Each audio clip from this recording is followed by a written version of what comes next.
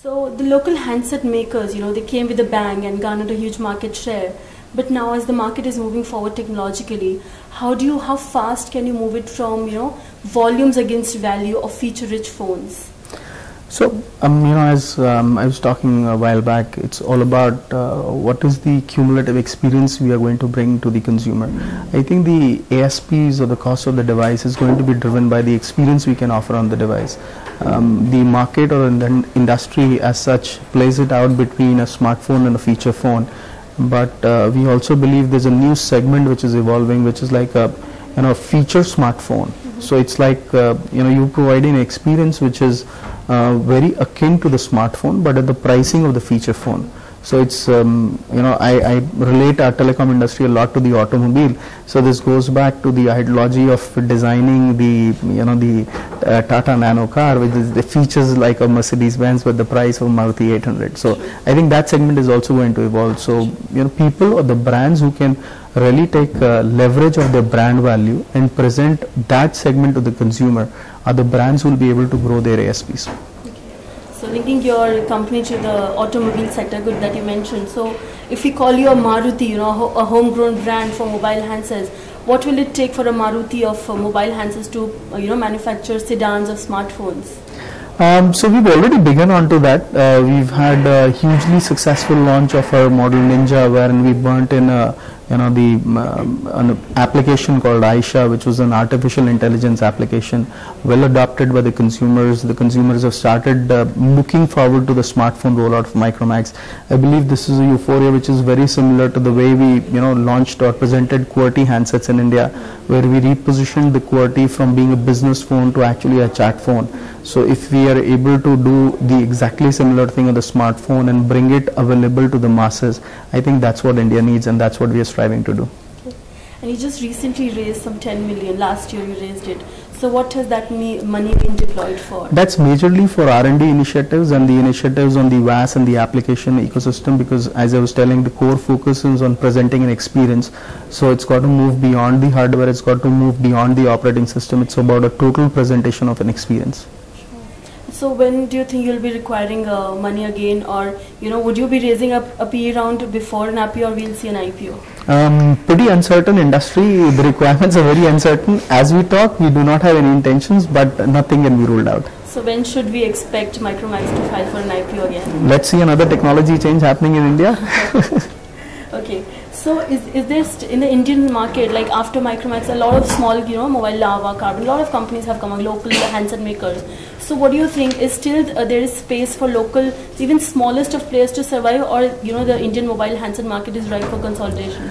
See, I would not say consolidation as such, because host of these small brands or small scale players actually are not bringing value into the ecosystem. It's more of a an opportunist business, and people or the brands are kind of moving out as they start feeling the pressure. So for the brand to succeed on the long term, they really need to have a product roadmap, they really need to have a brand essence, and they really need to drive the brand forward. I think for any company to exist or coexist into this ecosystem, the three attributes are going to be very, very important. And my best wishes to all the brands. Great. So Micromax in 5 years, will it be an independent handset company or an Indian brand or foreign handset maker? Very interesting question. I would say it's a brand that we would like to further evolve as a brand that is loved by most of the consumers, and it's a brand that we Indians are proud of. I'm not ruling out the possibility of the brand doing things away from the mobile handset ecosystem only. You've seen the way we've launched tablets, a huge euphoria being generated, very well adopted by the consumers. So we are looking at the other options as well. Enhancing your offerings, would you be looking at accessories and other? So we've already started the accessory business. So there's a new product division that has been formed internally at Micromax, who's getting into the accessories, and we're finding the initial acceptance level to be encouraging as well.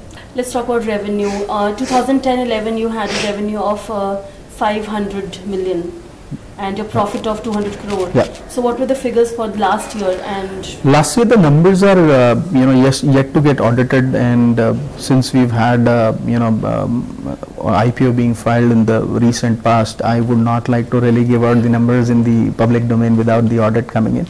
But I think what is imperative for me to say is on a monthly basis we continue to ship 1 million handsets a month. Okay. And when do you see Micromax doing $1 billion revenue? Going by the vision of the board as well as the new CEO Deepak who's come in, I think next 3 years are going to be crucial. Okay, you just told us about the volumes that you're doing currently.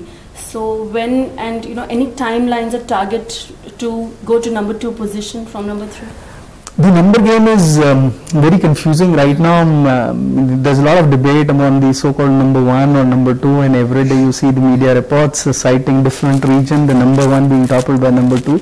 So I would say rather than putting on to an aspiration on being number 1 or number 2, we would continue to look at our growth numbers and let the number of the industry be decided by the market statistics. But still, I mean, are you looking to how would say, take over the 2 players that are ahead of you? Only 2 players are ahead of you. So without anyone being number 1 or number 2, what are your targets? See, from a vision perspective, we would like to go to the number 2 position without the decline of the number 2.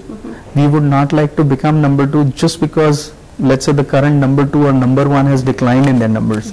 So I think what we are looking is a progressive approach, a very proactive approach in terms of our growth. And we would like the number 1 and the number 2 to actually look at increasing their numbers as well, which would present that next set of challenge to Micromax. So what are your plans for international expansion? You want to go to emerging markets next? We are already there in the emerging markets. We are looking at the developed countries as well. We've started dialogues with quite a few carriers across the globe, and the initial response of the carriers has been very open. They have, they've heard about Micromax. Some of them have been watching the progress of Micromax, and there's a general excitement in the partnership because from a brand perspective, Micromax comes out as a very flexible brand. We would like to adopt the local culture, the local taste, the local industry, rather than present a preset formula about how the business is to be done. And the brand has always been a very long-term visionary, so we're not looking at operational profits, we're not looking at transactional profits, but it's a long-term story. Any target areas that you want to go now? So I think as we talk, our first set of target had been 3-pronged. We were talking about SAC because of a very similar experience or a very similar target TG as that of India. Then we were talking about a combination of Middle East and Africa because put together that's a market as big as India. And third was the Latin American operations because technologically Latin America is a little ahead of let's say India, but a little below the European nations which have been adopting the 4G technology. So it was a attempt to set up a pedestal before we talk to the developed nations and talk about the future technologies. So I think that succeeded well. We are looking at now expanding the base from Latin America to north as well. Okay, and lastly, Micromax has changed its face value and brand recognition over the time, but still, in the maybe you can say in the metros or in the youngsters, if someone wants to spend 20,000 and he goes to the market, and he'll be a little skeptical about buying Micromax, be it they might not know it has all the features, but they will be a little skeptical. So what do you have to say about that? So it's a constant drive. We really would not be able to develop a brand cult overnight. But I think what has grown tremendously for Micromax is the acceptance of the consumer. We've been increasing our average sale price of the devices. If you see, we already have a portfolio of products which are priced upwards of 10,000 rupees, and the acceptance of those products in the consumer minds shows up that people are adopting. And you got to be very honest and very sincere to the consumer. We are there into the B2C segment only for last 4 years. So it might take a little more time for the consumer to have that confidence. And as I said, we are not in any hurry. We are there to get the faith of the consumer by his own virtue rather than doing a marketing rejig and developing that faith for the consumer. So you started off as a brand for maybe for tier 2 and tier 3 cities, a small maybe local handset makers, small handsets, but now you're progressing towards feature phones, smartphones, and all the feature-rich phones. What will be the next logical step? What is the plan of action? To slight correction, because we actually, the way we saw India at that time, we believed that for a brand to be present long term, we first need to get our rural focus right.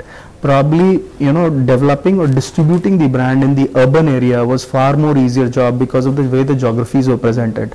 The rural was where, the most of the hard work actually went on.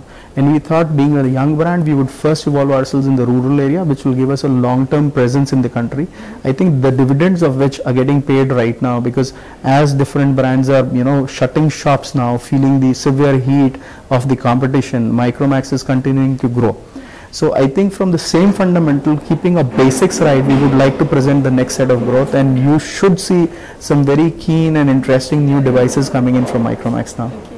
And how are you online sales doing? Your phones are available on all the websites, so how is it the online sales doing? The company has come out with a target for the online sales as well. So digital forms a good part in the strategy of the company, both for the marketing as well as sales. So there are targets being assigned for the online sales, and the general embrace of the customer, I can say, has been encouraging even on the online. Any percentage you'd like to give? What percentage is online versus offline? Right now the online sales is very meager, but since that's a new vertical which has come, on the focus of the company, I'm sure that's going to grow in the times to come. Sure.